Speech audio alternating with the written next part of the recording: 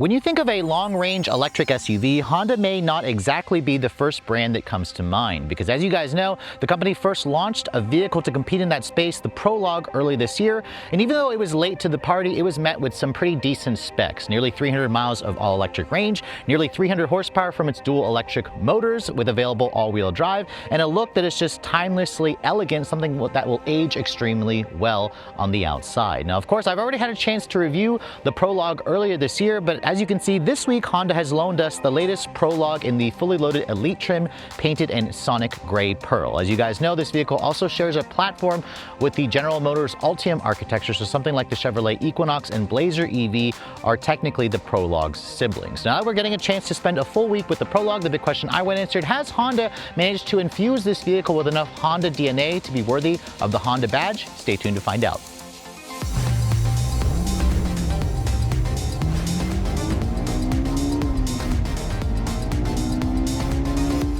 Now, before we start talking about the uniquely Honda sheet metal for this 2024 Honda Prologue, let me go ahead and pop the hood and remind you guys what's underneath here, because just like its GM siblings, you're not going to find a frunk underneath here. GM, for some reason, decided not to do a frunk in these Ultium-powered SUVs, but what you do find underneath the hood here are twin electric motors offering up to 288 horsepower. Now, as you can see, I'm surprised Honda didn't want to put an actual cover here to cover up all these wires. There is a little bit of space here to do a small frunk area, so I'm a little surprised that Honda didn't want to do that. But like I said earlier, this vehicle that we're showing you is the Prologue Elite trim, which means it comes standard with dual electric motors, one in the front, one in the rear, up to 288 horsepower and 333 pound-feet of torque. If you guys go for a single motor variant, which is technically front-wheel drive, you'll have around 212 horsepower. That shares its platform or powertrain with the Chevrolet Equinox EV. If you guys remember, the Chevrolet Blazer EV technically offers front or rear-wheel drive or all-wheel drive, so it offers a combination of all three. Honda chose to just offer either front or all-wheel drive to keep things a little bit simple. The Acura ZDX, which also shares a platform with this vehicle, technically offers single motor rear-wheel drive or dual motor all-wheel drive, courtesy of the Cadillac Lyriq, which also again shares this particular platform. It all goes out through a 1-speed reduction gear transmission, and Honda claims 0 to 60 should be in the 6-second range. We'll test it out when we get the vehicle out on the road. It has an 85 kilowatt-hour battery pack. Only one battery pack on the Prologue is available, giving up to 296 miles of range for a front-wheel drive version. If you guys go for all-wheel drive like this with the bigger 21-inch wheels on the Elite, range will drop to 273 miles, which is still pretty competitive. Top speed should be just under 120 miles an hour. And even though this is an SUV, the Prologue does not tow very much. Max towing capacity is around 1,500 pounds. And as this vehicle sits, it is heavy, weighing in at just under 5,300 pounds. Technically, it's like the heaviest SUV that Honda currently has in their lineup. Let's go ahead and close up the hood here. We talk about the exterior styling. Now, my particular test car is the fully loaded Elite trim, painted in Sonic Gray Pearl. That's a full-on Honda color for an extra $500. And I have to say, the Honda design team nailed the look of the Prologue. This is one handsome-looking SUV, especially if you don't like the over-styled details of the Chevrolet Equinox or Blazer EV or the Cadillac Lyriq. This is definitely a design, I think, that is squared off, that's going to age extremely well. I really like the way the headlights look, although I don't like how they are the cheaper reflector style headlights, but they are a full LED. You can see LED turn signals, LED daytime running lights, LED low and high beams. You also have LED fog lights down there at the lower fascia, along with some functional openings over there. There are some non-openings here for the actual grille area. It tries to look like a grille, but it's just a black portion with the big bold Honda logo there. There's an integrated front camera, and then you can see down here you do find some functional and active grille shutters. I like the kind of silvery trim piece here at the lower splitter with the gloss black trim. And overall, Sonic Gray Pearl isn't my favorite color for this vehicle. I really like the kind of North Shore or blue pearl that they offer as well, which is kind of like a bluish greenish color. That, to me, is probably the best color for the Prologue, but regardless, it is definitely a handsome-looking SUV, and that continues as you move around the profile. This vehicle is a mid-size SUV with a really long 121.8-inch wheelbase, the longest wheelbase of any Honda SUV, with an overall length of around 192 inches. This is, again, a mid-size vehicle, but it is smaller than a Pilot, about a little bit longer than the old Honda Passport, of course, the new Passport's a little bit larger, but this is bigger than a Honda CR-V. It offers around 8 inches of ground clearance as well. And you can see when you guys go for the Elite, you got these really attractive looking 21-inch wheels with a 6-spoke design with a 2-tone machine and gloss black look. You also notice it has a 6-lug for the actual wheels, and that's because this is a really heavy vehicle built off the Ultium architecture. You have an all-independent suspension, of course. The gloss black around the actual trim here looks really good with the Sonic Gray. And then over here is where you find the charge port door to charge the Prologue. As you can see, it's a little finicky to open, but I appreciate how it's a manual opening door.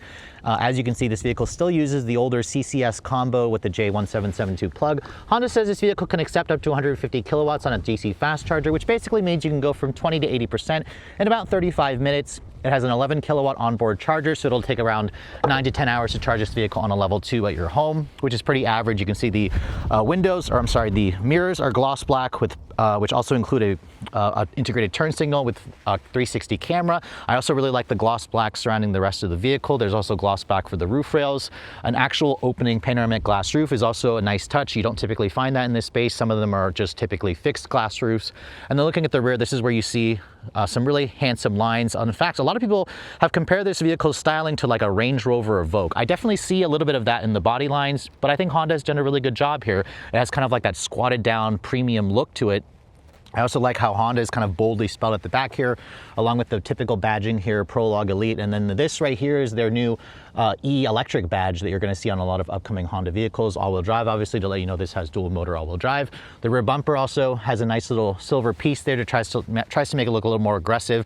This rear window is a little bit small. It compromises the view out of the back. You have a small wiper here, but no digital camera rearview mirror. That's something that I think Honda should have added. And I also really like the taillight design. As you can see, it's a full LED with LED turn signals, LED brake lights, LED reverse lights. So it all has that modern lighting that you typically associate with Honda products. There's also LED tag lights underneath here. Now, in terms of the cargo area, the Prologue is a bigger mid-size SUV, but its cargo space doesn't really reflect that. You have around 23 cubic feet of storage space with the second row seats up. No third row on this vehicle, obviously. And then if you look underneath here, there is actually a relatively deep storage area down here, which is definitely nice to have that hidden storage. If you want to fold down the second row seats, Honda says it expands the cargo to just over 54 cubic feet of space, which 54 cubic feet of space is usable. But if you're looking at something like the Honda CR-V, a smaller SUV, that offers roughly 20 more cubic feet of storage space. So that's kind of an issue where I'm noticing the packaging of the Prologue isn't as great as some of Honda's actual vehicles. So moving on to the interior of this 2024 Honda Prologue in the fully loaded Elite trim. Before we get inside, let me show you guys what the key fob looks like. If this key fob looks familiar for all you Chevy and GM guys, you'll notice that this is actually a GM key with the Honda logo tacked onto the back. It has the typical buttons here for lock or unlock, lock, remote start, power liftgate, and panic function.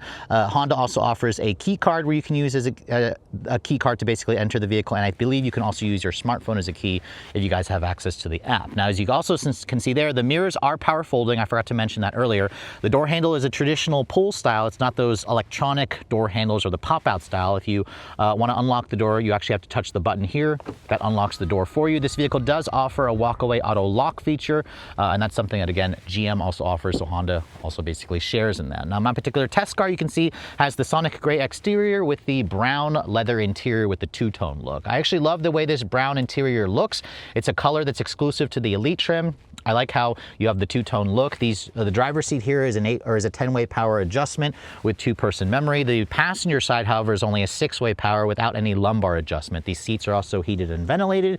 You do have to go for this high trim to get the heated and ventilated seats. And then in terms of the door panels, you can see it looks pretty nice. You have a soft touch injection molded plastic here. You have this chrome accented door handle here. You have some padded leather over here with the brown, and then you can see there's lots of piano black plastic. And then if you find this switchgear to be familiar, that's because it's literally lifted out of a Chevy or a GMC or a Buick product, along with the door handle, along with those buttons over here. This lower portion is all a cheaper hard touch scratchy plastic, and you have some additional storage there in the door panel. So overall, the interior certainly makes a good first impression. It's just going to confuse you if you guys have only driven Hondas. It won't look familiar to you like so many other Honda products. Now, getting inside, you can see the step-in is pretty nice with that 8 inches of ground clearance. As I shut the door, the door has a relatively solid sounding thunk. Remember, this is built on the GM Ultium architecture. And then once you're inside, you can see the twin 11-inch displays certainly look modern, and they also have a nice, I guess, graphic to them. If I want to start the vehicle up, start-stop button is right here. And you can also hear that is the GM chime, the GM bong. So I really wish that Honda would have changed that. I feel like it wouldn't have been that hard to actually have them put their own chime in this vehicle. But again, it just kind of makes me feel confused whenever I get into this vehicle. Now, as you can see, the steering wheel is a GM steering wheel with the Honda logo in the center. It's got some aluminum trim. It's got the buttons here for your adaptive cruise control. That is a regen paddle to access maximum regen braking. You have a heated steering wheel, which is nice. Then you have your controls to adjust the audio and adjust that display over here. The steering wheel is a manual tilt and telescoping adjustment. It offers a good amount of adjustability and range. The horn, it sounds decent. It doesn't sound puny, at least, like some vehicles I've tested in this segment, which is nice. You got a heads-up display included with this Elite trim. The dashboard, you can see, has the same brown leather on the dash where it's soft touch. This upper portion here is also soft touch injection molded plastic, which is nice. This area here is also leather. I don't love all the piano black here. However, it shows dust, fingerprints, and scratches quite annoyingly. So you're going to have to keep that clean if you're OCD. And then you can see here, all Prologues come standard with the 11-inch touchscreen display with Google built in. This is, again, an older GM software. It does include wireless Apple CarPlay and Android Auto. That's something that you cannot get in the Equinox EV and the Blazer EV. So it's nice that at least Honda gives you that. You also have access to the Google Play Store where you can download different apps. It has a built-in Wi-Fi hotspot. And then, as you can see, if you guys want to go into the GPS, it has Google built in. But as you notice there, that's one thing that I noticed about the software in this car, and so many other GM vehicles do this. It just can lag so many times, and it will lag when I have it connected to my smartphone as well, which I find super annoying. And again, it's literally lagging, and I did not plan for this, guys, so I really hate the software behind this vehicle.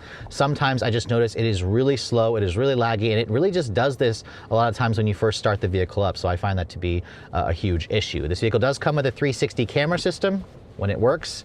Let me just put it into reverse and see if it'll pop up there. It took a little bit of a second, but there's the full top-down 360 camera on this trim. A lot of Hondas don't include that feature because Honda typically reserves it for Acura. So there are a couple of interesting tweaks and features here, and you can see the camera quality and the resolution is okay. It's nothing super fancy. It even gives you a curved view there, which is nice to help you from curving those 21-inch wheels. But overall, as you can see, the display is a decent size. I just wish the software behind it was much faster. So perhaps GM or Honda will introduce some software upgrades in the coming years to make the screen a little bit more responsive, because I just find that to be super infuriating. Now down here, you can see there are traditional air vents. You have dual zone climate control. Your heated and cooled seat controls are located here via an actual hard button, which I appreciate, along with the big knobs for the climate control, the knob for the volume control. Your transmission selector, again, is basically a GM parts bin. You push the end of the stalk here to go to park. You pull it toward you, then go up to go to reverse. Pull it toward you and hold it to go to neutral, and then down to go into drive, and then again push the end of the P there to go to park. That switch gear over here is literally from GM as well. This controls your wiper blades. The headlight controls are located in the actual screen, which, as you can see, most of you will leave it in automatic. You can also go into this function here, turn on the fog lights. This, again, all of it is GM software with a slightly different look to the actual coloring and the background behind it to try to make it look a little bit more like a Honda. Down here, you can see you have two USB-C charging ports. You have an actual power outlet. This is not a wireless phone charging pad. It's just a big mat where you can put things. It does have a slight rubberized feel to it so it doesn't slip. I appreciate how Honda didn't want to put any kind of piano black plastic here. It's just a flat gray plastic, which is nice. Big cup holders over here, and then you can see there's your wireless phone charging pad right here, which I have to say the wireless phone charging pad isn't great because it literally allows your phone to wobble around in there because it doesn't have any of like the kind of bracing, the rubberized bracing around it like you'll see in other GM products. You have a padded center console here, as you can see, with the leather.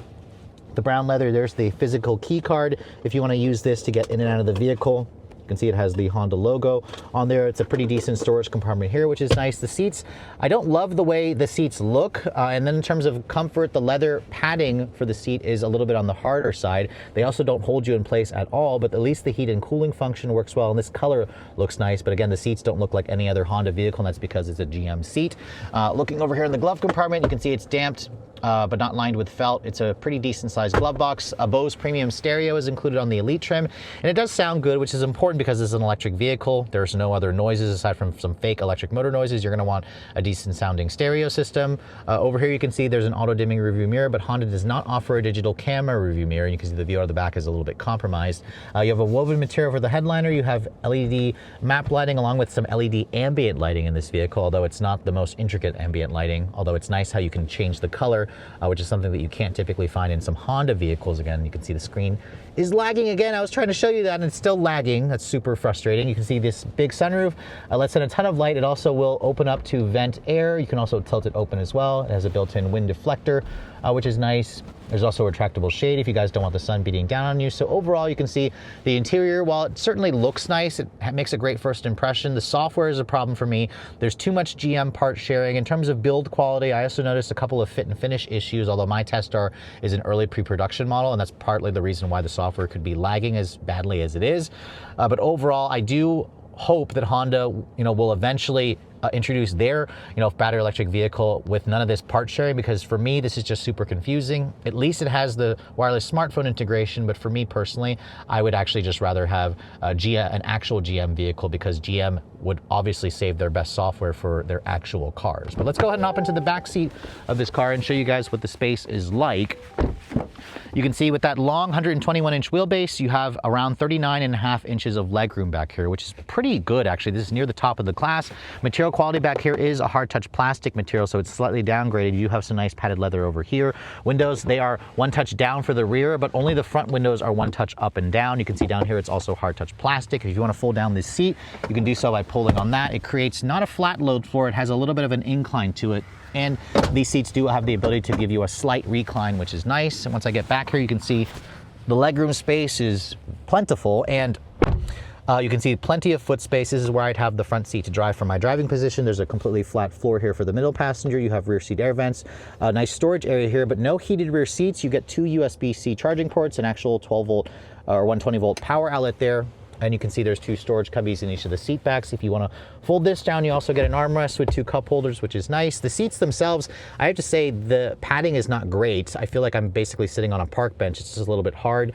And there's perforations here, but heated seats would have been nice. You can see in terms of headroom space, the lower roofline of this car definitely translates into less headroom. I'm only 5'7" and my hair is brushing the roof of this interior. So again, that's not really great if you guys have taller friends to put in the back seat. So overall, while there is a ton of legroom back here, it's missing a couple features like heated back seats, no retractable sunshades, and the headroom is a little bit lacking compared to some of its rivals.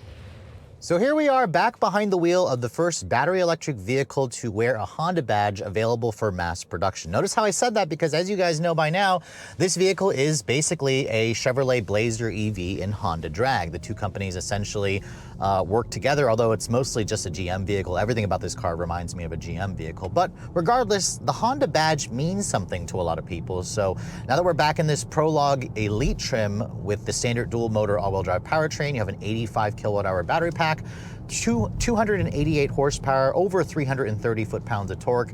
Let's go ahead and see what we can get 0 to 60 wise. Now, the last time I tested this vehicle, I got sub 6 seconds. It was like 5.8, 5.9 seconds. We are starting out with a 100% state of charge. It's showing 275 miles of range on a full charge as well. We'll talk about what we're getting in the real world later on, but I have the vehicle in sport mode. Let's just go ahead and floor it and see what we can get. All-wheel drive, so no drama. 0 to 60 in 6.04 seconds. Now that time is pretty much about the same as what I got last time I tested this vehicle earlier this year. I'll try another run. I'll try brake torquing it up ahead and see if we can get a slightly faster time. But 6 seconds, honestly, is going to be fast enough for most people. I mean, is it blisteringly fast like what you're going to experience in like the new Volkswagen ID4 with the updated motors? No, even. Or if you look at like a Mustang Mach-E GT, that's going to be significantly faster. A Hyundai Ioniq 5 dual motor is going to be significantly faster. But this performance is pretty similar to what we see in the Toyota BZ4X or the Subaru Solterra. It will be fast enough for most people, especially if you're coming from a CR-V. A CR-V is just going to be noticeably slower. Even the hybrid model is going to take an extra second longer in the CR-V. But let's try another run here. It definitely responds to brake torquing it. 6.5 seconds there. That's with it more going slightly uphill. So in the real world, you're going to be doing around 6 to 6.5 seconds consistently 0 to 60 time, which, to be honest, is going to be fast enough for most people. I mean, so acceleration, do I wish Honda would do an even quicker version? Sure. But, I mean, that's kind of where the Acura ZDX Type S comes into play because it shares a platform with this vehicle, but it has almost 500 horsepower in the Type S variant, although Cadillac just showed off the Lyric V, which is going to have even more power. The Blazer SS is going to have the most for now with around 600 horsepower, but putting your foot down here in sport, this thing definitely feels responsive. It's got that instantaneous thrust that you expect with an electric vehicle. So again, for those of you who have never driven a full EV and you are very loyal to Honda, this is going to feel quite different. It's going to feel very modern. It's going to feel super quick. And that's kind of the allure about electric vehicles, is as a daily driver, they still work extremely well because there's no gears, there's very little moving parts, there's less maintenance associated with just put your foot down. It makes that electric motor whirring sound. It's a little bit louder in sport mode when you have it in this mode to create those fake sounds. But in terms of handling dynamics, the Prologue also is really nice to drive. The suspension stays nice and flat. The steering doesn't offer much in terms of feedback, but it does, change the vehicle's direction pretty quickly.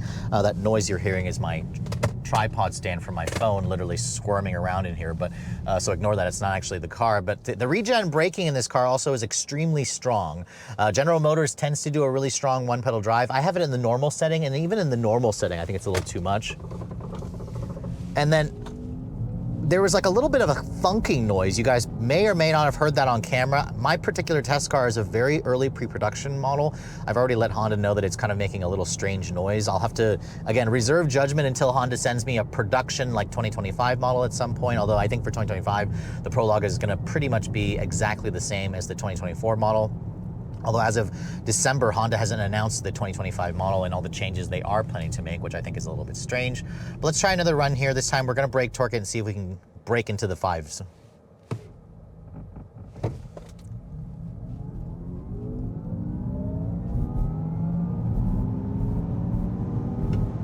Nope, 6.19 seconds. So 6.04 is the quickest we're going to get, which again is not the fastest, but it's also not, horribly slow. It is a little disappointing because, again, most of the competitors are in under 5 seconds. Some of them even are in the low 4-second range. So 0 to 60 times aren't why you buy an EV. What you're gonna buy it for is just the feel and how responsive this thing is. Again, there's that noise again that it's making whenever I'm turning left or right at low speeds and I hit the accelerator. So that's a little disconcerting to hear, but overall, this vehicle's ride quality is comfortable even though we're on these big 21-inch wheels. It stays relatively quiet in here as well. Very little road and wind noise comes through, aside from just the fake electric motor noise. You can also take it out of sport mode, which mutes the electric motor synthesized sound a little bit more that's playing through the speakers, so this makes it even quieter. The seats in this vehicle, I don't love the seats. I will say that they literally have no bolstering extensions, so there's no, actual, it doesn't hold you in place during any kind of aggressive driving. The padding for the seat is a little bit on the harder side for me. I also don't really like the way these seats look in terms of the design. I like the color of this interior, this brown interior. The heat and ventilation function also works well. The heated steering wheel works well. In terms of visibility, I can see out of the front pretty good. This A-pillar is very thick, however, that's very un-Honda-like. And then the view out of the back, that rear window is pretty small. Again, very un-Honda-like. And Honda doesn't offer a digital camera review mirror on this vehicle, which is kind of annoying because GM offers it on some of their electric vehicles. This car doesn't come with any form of GM Super Cruise. You can get that in the Acura ZDX, but it does come with adaptive cruise control, forward collision warning, lane keep assist. It has that stuff, but it's not the same thing as the Honda sensing you're going to experience in some other Honda vehicles. So that's the kind of interesting thing about this car is I want to know, do you know anybody who actually has bought this thing who doesn't realize that it's actually a GM vehicle? That's truly a question that I want to know. Ignore that. Because Honda has been selling this thing like crazy. It actually is one of the top selling EVs in the segment. It's outselling a number of vehicles in the class, including the Nissan Ariya, the Kia EV6. I believe it might be outselling the Volkswagen ID4. Volkswagen hasn't announced their finalized numbers just yet. Really only the Hyundai Ioniq 5, the Mustang Mach-E, and the Tesla Model Y are outselling the Prologue. So obviously it is attracting people into Honda showrooms, and it may just be because of the crazy good lease deals, which I'll talk about later on in the conclusion. But range, let's go ahead and talk about that. On a full charge, this vehicle is rated to get or is rated at 273 miles from the EPA.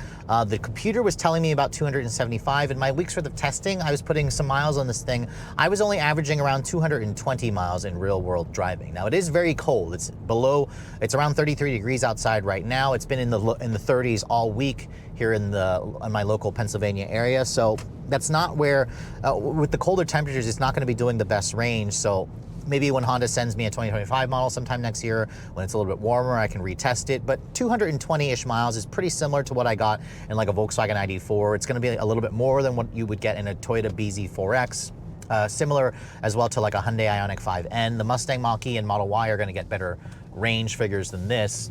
But overall, the Prologue is a pleasant enough vehicle to drive. I just wish that it was an actual Honda vehicle. I mean, the GM Ultium platform is a great place to start. I mean, the one thing about this vehicle is it does have Apple CarPlay and Android Auto, although I found that the software behind it, GM software, is garbage. It would freeze all the time whenever I would start using the CarPlay and I would, mess with the screen here while I'm driving. It would actually freeze and lag. So I noticed that, although this one is an early pre-production model, so perhaps the 2025 model will be a little bit better.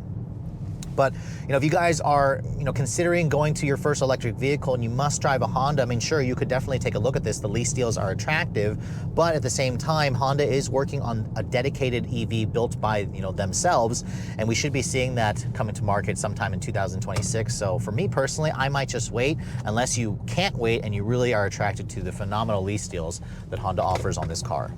So even though the Prologue is Honda's first effort into the premium long-range electric SUV space, it hasn't stopped the vehicle from becoming one of Honda's best-selling models. In fact, as of November 2024, Honda has managed to sell around 25,000 Prologues here in the US.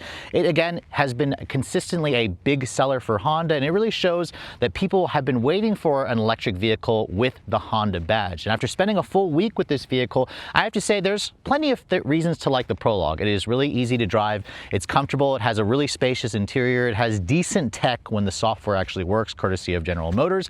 The exterior design is also inoffensive. It's going to age extremely well. And it also is, again, an electric SUV with nearly 300 miles of range and the Honda badge. Now, obviously, I still don't like the fact that General Motors essentially builds this car for Honda as opposed to Honda actually designing their own vehicle from the ground up. They are planning to introduce that sometime in the 2026 model year. This is designed to be a stopgap for that until that fully electric vehicle from Honda actually comes out in 2026. Has Honda done enough to make this vehicle, worthy of the Honda badge? In terms of the exterior styling, I think so. This is still an attractive looking SUV. I think it's actually one of my favorite looking of the compact to mid-size electric premium SUVs that you can find out there. What I don't like, however, is the interior. I think the seats for me are a little bit uncomfortable, even though they look really nice in this brown leather interior. The tech in the vehicle, while it looks decent as well, is relatively easy to use. The software, again, is GM's older system. I appreciate how it has wireless Apple CarPlay and Android Auto, but I just found in my week's worth of testing with this model, it was a little too laggy. It froze too many times, and it really was just a frustrating experience. The ride quality is good. The handling is also pretty decent, although the seats, again, they don't really hold you in place in aggressive driving. And in terms of the acceleration, 0 to 60 in 6 seconds is perfectly acceptable, but a lot of the competitors are going to be faster. In my week's worth of testing, I also got around 220 miles of range, which again is okay, although again, it is very cold outside right now. It's in the 30-degree temp, so it's going to naturally have less range. Charging speed is also average. Now, if you guys are looking to get your hands on the Prologue, there's a reason why this vehicle has been selling so well. It outsells all of its GM siblings at the moment. It outsells vehicles like the Subaru Solterra, the Toyota BZ4X. I also think it outsells the Volkswagen ID4. Really only the Mach-E and the Hyundai Ioniq 5 and the Tesla Model Y outsell the Prologue. But again, this is a really strong seller for Honda right off the bat. And it's one of the reasons is the pricing, because you can basically get into a base EX with two-wheel drive for around $47,400. Add a couple thousand if you guys want all-wheel drive. The touring trim will start at around 51 grand. This elite trim will start at around 57 grand with options and destination. My particular test car here checks in at just under $60,000. 60 grand is definitely a lot, but remember, this vehicle should qualify for the $7,500 federal tax credit, assuming that doesn't go away when the new administration comes into play in early 2025. However, the lease deals have been really strong. Honda says right now, as of December 2024, you can lease one of these vehicles for as low as $229 a month. That's for a 3-year lease with 10,000 miles a year and about $3,000 down. That's a very strong lease, and it's one of the cheapest leases that you can find in the segment, and it's also the cheapest Honda that you can lease brand new today. It's even cheaper than a Civic, an Accord, and a CR-V and an HR-V. So that's one of the reasons why it's selling so well, because if you go to a Honda dealer and you are looking to lease a vehicle and this is cheaper than a Civic, I wouldn't blame people for wanting to actually lease this, because again, it's a big electric SUV with tons of features, lots of power, standard all-wheel or available all-wheel drive. So it's no surprise to me that it's doing so well because of the strong lease deals, but only time will tell if it'll continue to do strong, especially whenever Honda decides to, I guess, discontinue those really attractive lease deals. But overall, right now, if you guys are looking for an electric SUV and you don't mind the fact that this is platform sharing with a GM and you want something with the Honda badge, you should definitely put the new Prologue at the top of your list. With all that said, hope you guys have enjoyed my full overview on this brand new 2024 Honda Prologue and the Elite trim. If you're also looking to see the latest cars I'm testing, be sure to follow me on Instagram at redline_reviews, like us on Facebook, and as always guys, please keep subscribing to the Redline Reviews YouTube channel for all the latest reviews. Thank you so much for watching. I'll catch you all in the next video.